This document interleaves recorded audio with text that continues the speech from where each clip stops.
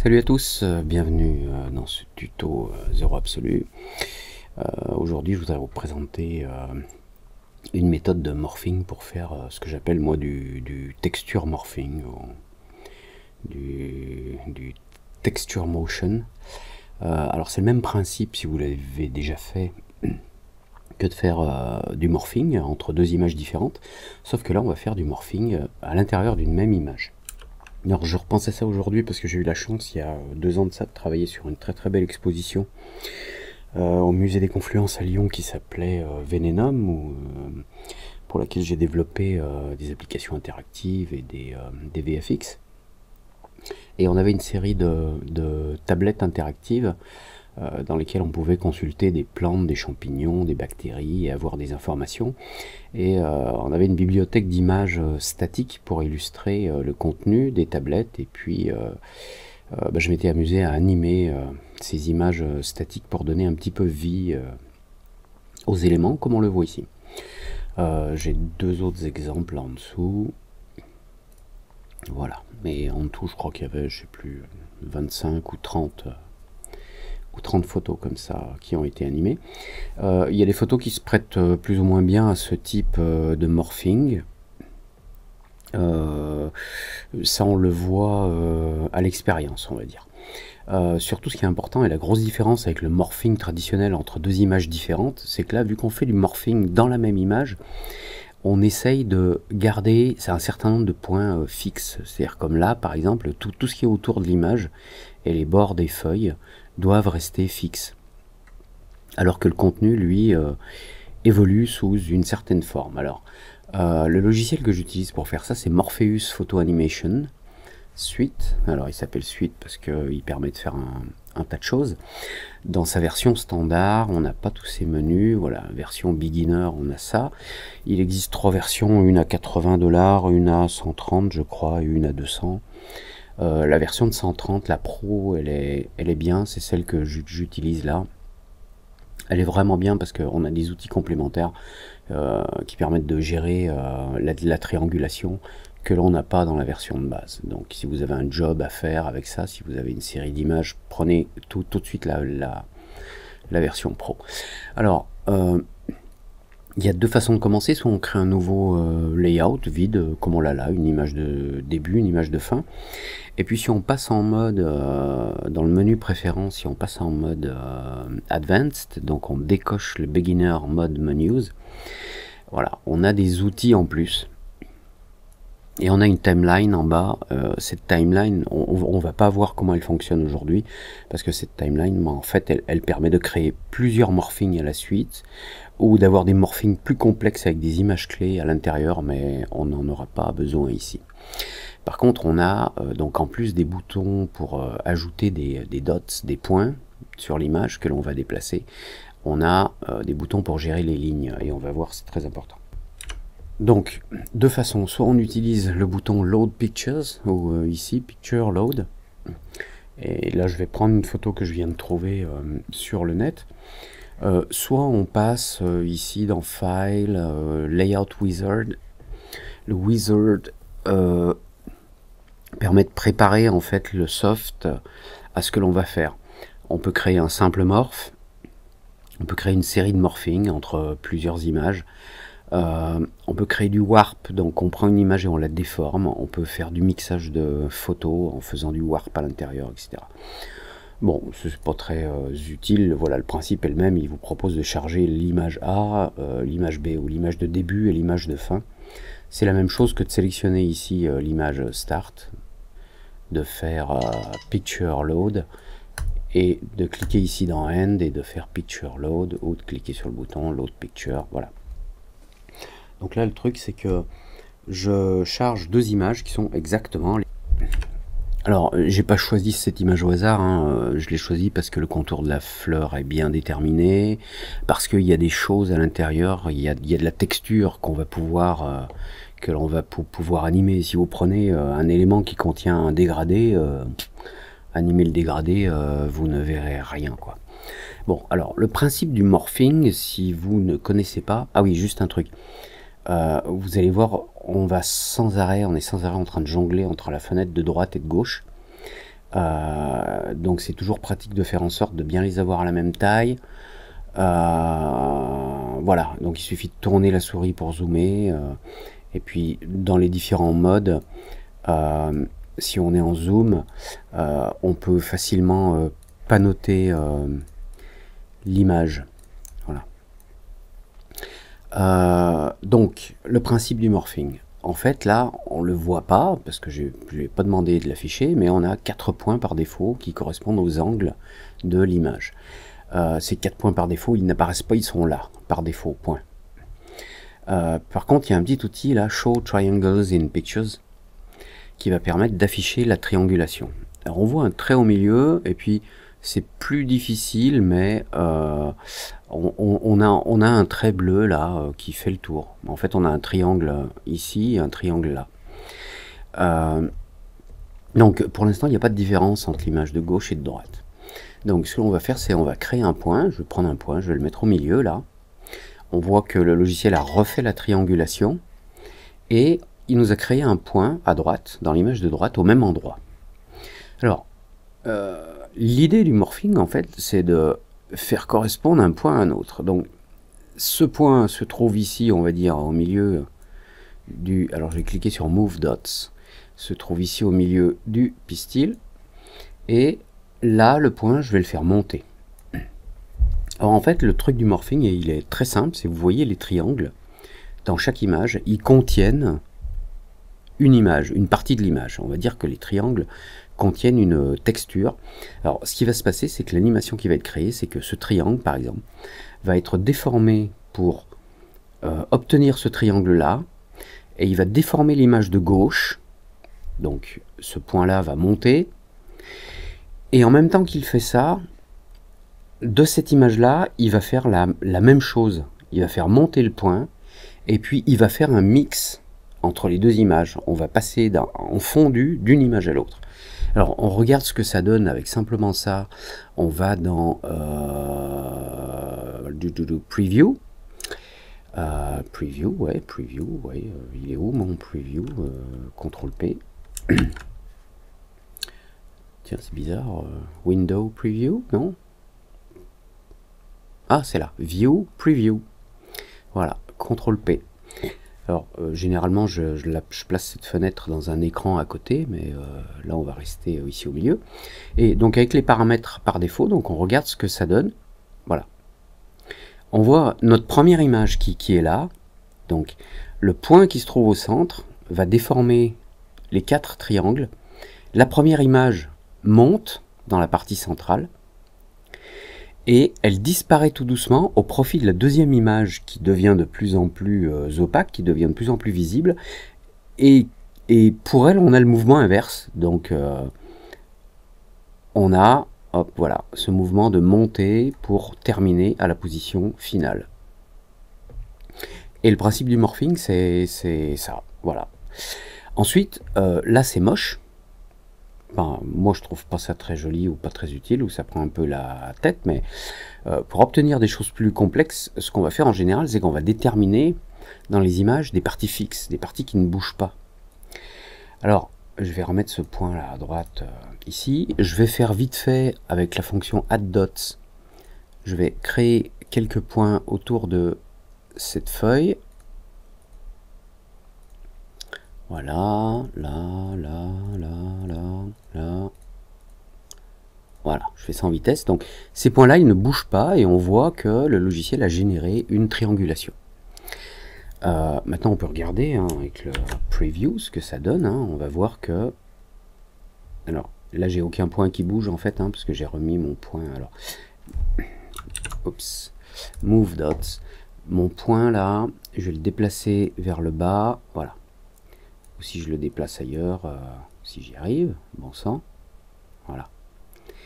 Et on voit donc qu'on a toute une partie de l'image là qui ne bouge pas parce que les triangles formés par les points qui existent ne bougent pas. Les points ne bougent pas, les triangles ne bougent pas, donc il y a des parties qui restent fixes, comme cette partie de la feuille là à gauche, elle reste fixe parce qu'elle est dans ce triangle là et il n'y a pas de mouvement ici. Alors que tous les triangles là, qui participent, on le voit à droite, hein, qui participent au mouvement de ce point, tout ce qui est contenu dans tous ces triangles va être déplacé. Alors, juste un truc auquel il faut faire attention, c'est que quand on crée des points, donc avec add dots, on va créer des points, et une fois qu'un point est créé, par exemple ici, on a son homologue en face et il clignote. Alors on peut les voir un peu mieux si on va dans le menu, il n'y a pas de menu dot, tools, dot, non, preview, picture, layout, dot, show dots in picture, options, voilà, dans le menu morph, custom dots default, on peut les afficher ici, size, en large ou en huge. On veut mieux les voir, voilà, on les voit mieux. Mais parfois on a beaucoup de points, donc il y en a qui risquent de se chevaucher, comme c'est presque le cas ici. Donc je vais pas prendre huge, je vais prendre large, voilà. Alors, quand on crée un point ici, à gauche, et qu'on veut que ce point ne bouge pas, par exemple sur le bout de cette feuille, il faut faire attention de ne pas se tromper. Parce que si je mets le point juste à côté, puis je me dis, ah, c'est pas grave, je l'ai mis à côté, c'est pas grave, allez, je prends le move, et je le déplace et je le mets là où je veux. Vous voyez, la triangulation, là, elle change complètement. Et le point dans la fenêtre de droite, lui, il n'a pas bougé. Et le problème, c'est qu'il n'est pas à la bonne place. Et pour le replacer exactement comme l'autre, eh bien, ça se complique un petit peu.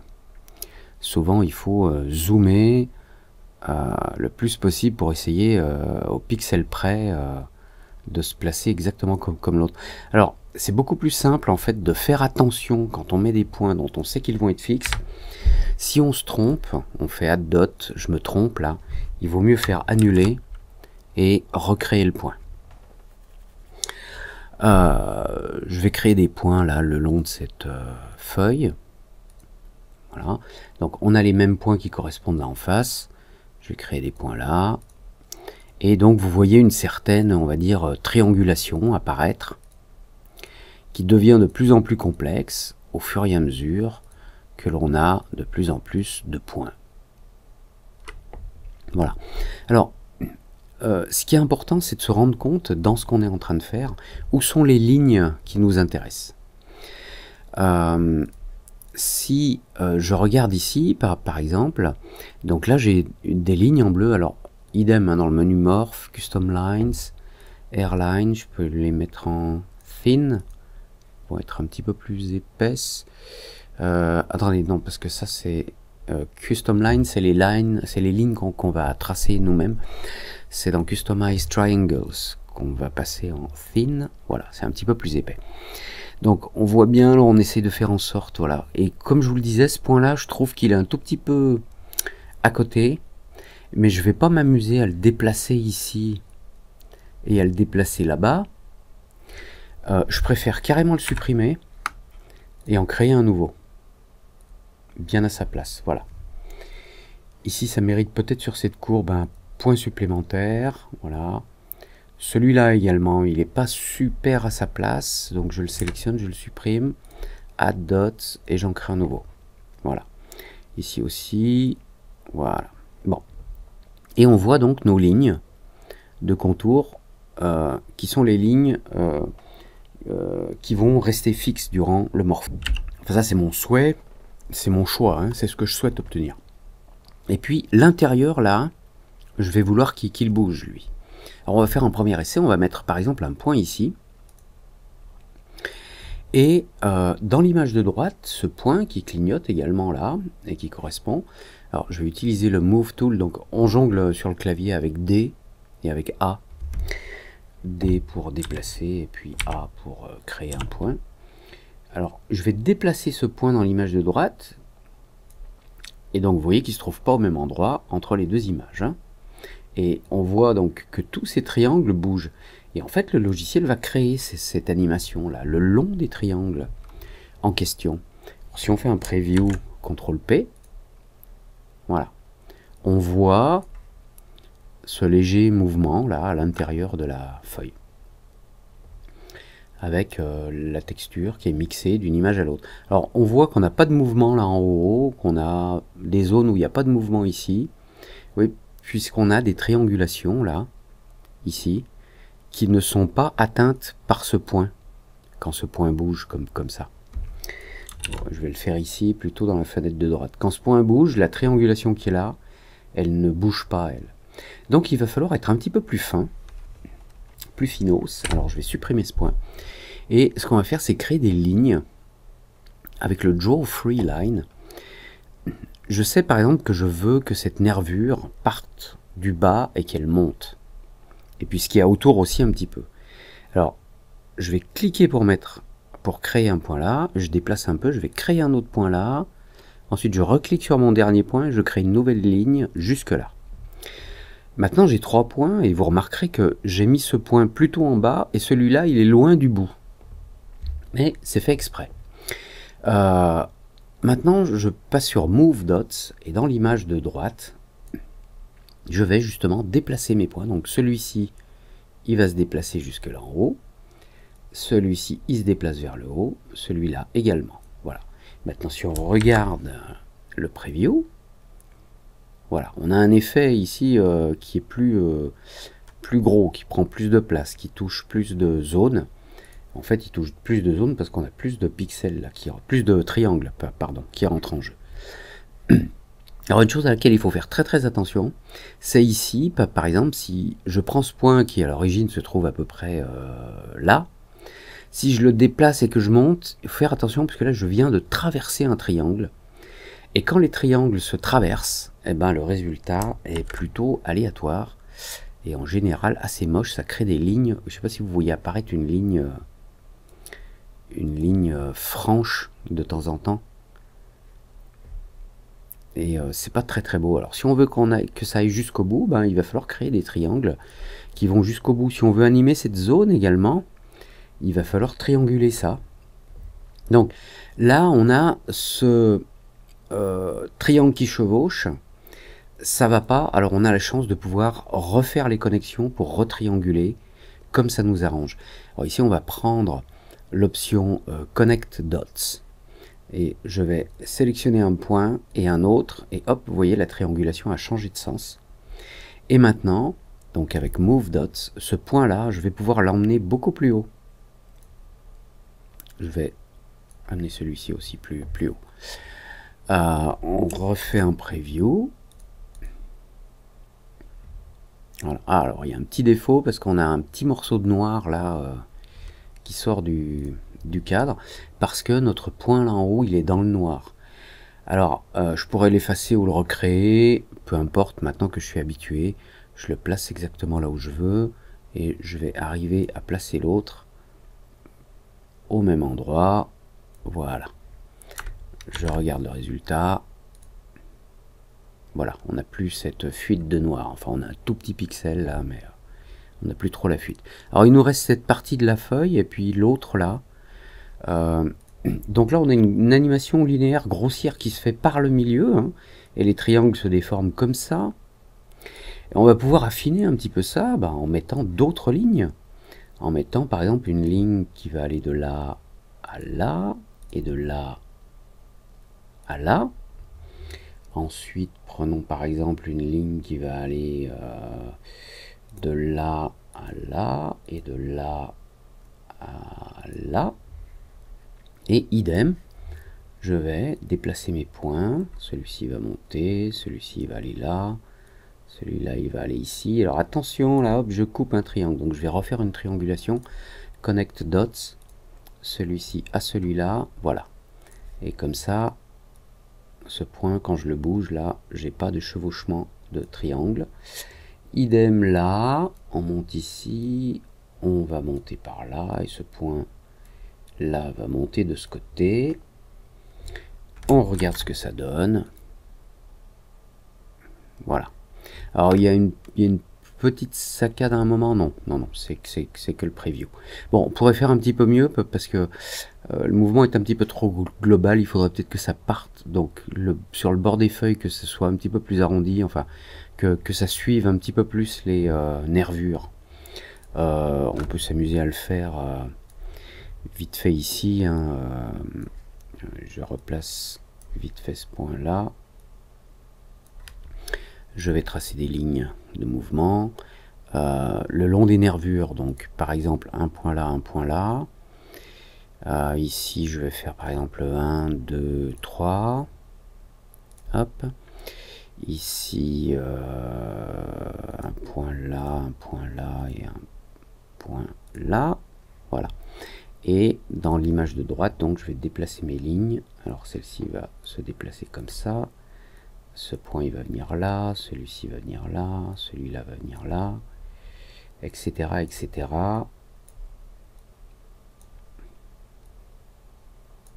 Voilà. Il faudrait, parce qu'on n'a pas de mouvement ici, que je crée également une ligne. Là, je pense que ce serait bien.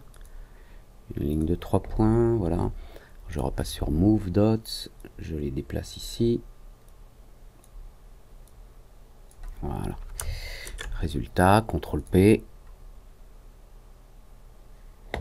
Voilà, vous voyez ici on a quelque chose qui suit mieux les nervures et c'est un petit peu plus joli que ce que j'ai en haut. D'ailleurs ce que j'ai en haut ça bouge peut-être trop, les points je les ai déplacés sur des distances peut-être un petit peu trop longues. Bon, maintenant il va falloir finir le boulot, hein, donc vous voyez qu'il faut sur chaque zone sur lesquelles il y a des mouvements, il va falloir se concentrer. Ou sur les zones qui ne bougent pas du tout, il va bien falloir créer des points. Par exemple, si je veux que le pistil ne bouge pas, il faut bien que je crée des points, suffisamment de points, mais pas trop non plus, pour pas trop complexifier les triangulations. Voilà, donc ça, je veux que ça bouge pas. Après, je vais pouvoir tracer d'autres lignes de mouvement, par exemple, une ligne de mouvement ici. Peut-être une autre là, là, une ligne là, là, et Move Dots, donc, oups, excusez-moi, il faut que je fasse ça dans l'autre fenêtre, c'est ici. Donc lui il se déplace un petit peu comme ça, lui il se déplace un peu là, lui il va se déplacer un petit peu comme ça.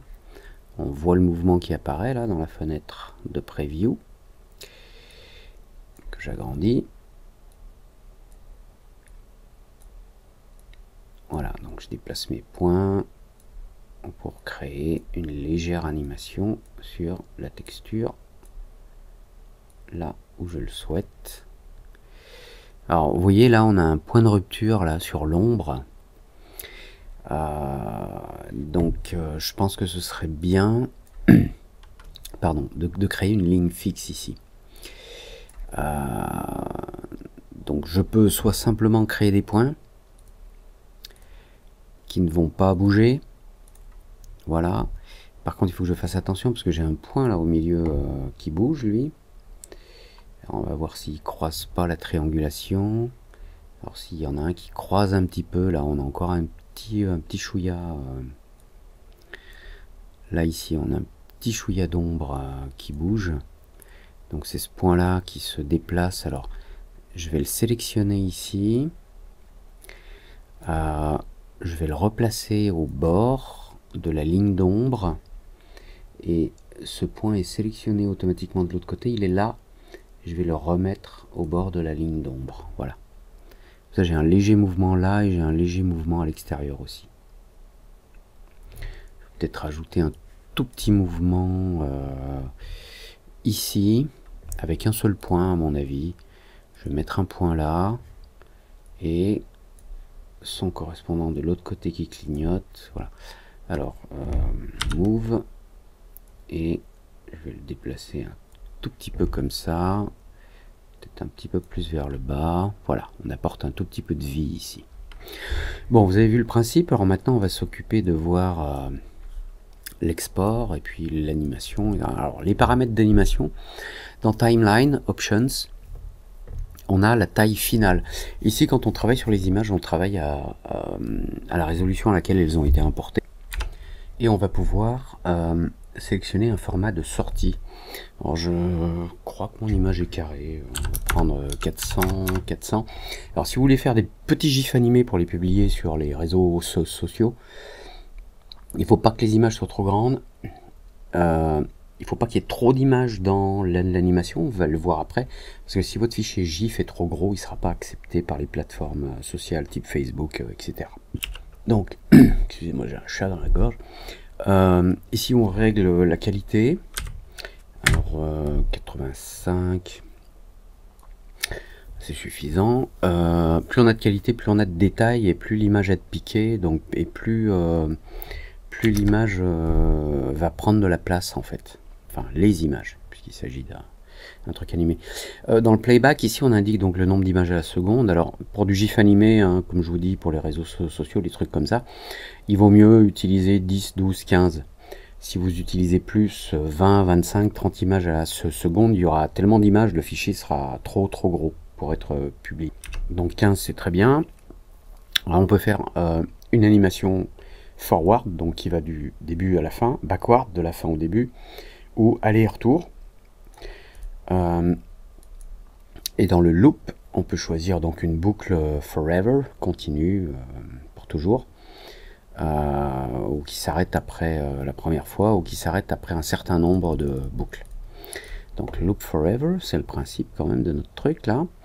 Donc là on est dans les timeline options, donc j'ai défini mon format de sortie définitif, d'export on va dire, 400 par 400. Et dans les options du morphing, je vais indiquer que ce morphing, je veux qu'il ait 30 images. Donc s'il a 30 images, à 15 images à la seconde, il dure bien 2 secondes, comme c'est indiqué ici. Si vous utilisez des images qui ont une transparence ou des choses comme ça, vous pouvez utiliser une couleur de fond. Dans votre rendu, dans votre export, vous pouvez exporter uniquement ce qui se passe sur l'image start, la première image, uniquement la deuxième, ou les deux qui vont être mixés. Et d'ailleurs, on va regarder vite fait le mixage, puisque donc les deux images se déforment en même temps et elles se mixent en même temps durant la durée du morphing. Voilà, et puis après on fait un export, donc File, Render Timeline ou CTRL-R. On va faire un rendu et on a différents formats là en bas. Flash, ça peut être utile, hein, si vous avez une animation, vous créez une animation que vous devez donner à quelqu'un qui va l'utiliser dans un flash, vous pouvez le filer en SWF. Alors là on va utiliser un GIF animated, mais vous pouvez exporter en PNG, en série, JPEG, TIFF, BMP. Ça vous fait des séries d'images que vous allez pouvoir importer dans After Effects ou autre. Alors nous on va se faire un GIF animé, et puis je vais l'appeler flower2.gif. Save, hop, il fait le rendu. Et je retrouve mon GIF ici, donc il fait quand même 1 méga 7. Hein. Et le voilà. Alors, je veux juste voir, là il fait 1 méga 7, je voudrais juste voir dans Timeline Options, si je diminue la qualité par exemple à 50 et que je refais un export, render, GIF, GIF 2, yes. Il faisait 1 méga 7 et il fait toujours 1 méga 7. Mais il y a une légère variation dans la qualité du morphing. On voit là, il est plus tremblant, on va dire. Je veux juste par curiosité monter à 95. Render timeline, on refait, export en GIF, le 2, écrase, hop. Ouais, il y a toujours un peu de tremblement, il faut dire qu'on est qu'à 400 pixels. Mais quand on est en résolution plus... Quoi qu'il est possible là que ce soit mon player, mon logiciel AC/DC Pro qui a un petit peu de mal parce que je vois quand je dézoome là par exemple, hop, il s'arrête. Voilà, à la taille originale, il arrive à faire le boulot. Même si il y a des petits tremblements qui sont pas vraiment dans le fichier original. À mon avis, si on charge le fichier dans un navigateur web, si on n'a pas ce tremblement, je vais regarder. Ouais, c'est pas super évident. Il est un petit peu, un petit peu moins présent, c'est un petit peu plus smooth. Mais bon, il va falloir que je retravaille mon animation. Là, ça se passe beaucoup mieux ici. Là, c'est pas mal, mais là, la feuille, là, elle tremblote bizarrement. Enfin bon, rien de grave. On a vu donc l'export, et puis on a le Edit Fade Graph dans le morphing. On va pouvoir éditer la façon dont le morphing va se faire d'une image à l'autre dans la partie fade, c'est-à-dire comment les deux images vont être mixées pour arriver de l'une à l'autre. Et on peut travailler le fading pour chaque point de notre image. Alors là, ça devient beaucoup plus complexe, mais sachez que ça existe, hein. Sur chaque point, on peut lisser la façon dont il va bouger. Pour, par exemple, au lieu d'avoir une vitesse linéaire, il peut accélérer à un moment, puis ralentir à la fin du mouvement. Écoutez, je pense qu'on a fait le tour des choses essentielles. Les lignes, hein, c'est super important. La retriangulation, il faut toujours veiller à trianguler comme il faut pour que dans les déplacements de points, ça se chevauche pas. Et puis, vous avez un menu share. Upload your morph to a website. Donc vous pouvez envoyer ça dans votre galerie Morpheus pour la reposter sur Facebook, MySpace ou autre. Vous pouvez envoyer votre vidéo, se faire un export vidéo et l'envoyer dans YouTube ou dans Photo Bucket. Pour YouTube, il faut indiquer votre username et votre password. Pour les autres aussi. Voilà, on a fait le tour. Ben, écoutez, j'espère que ça vous a plu et puis que vous allez nous pondre plein de petits jolis texture morphing et qu'on pourra tous en profiter. Allez, à très bientôt pour un nouveau tuto. Je pense jamais à vous le dire, mais n'hésitez pas, s'il vous plaît, à liker la vidéo s'il vous a plu, et puis à vous abonner à Zéro Absolu sur YouTube. Plus j'ai d'abonnés, de likes, et plus j'ai de visibilité, et c'est cool pour moi, ça me fait plaisir. Merci, à très bientôt, ciao.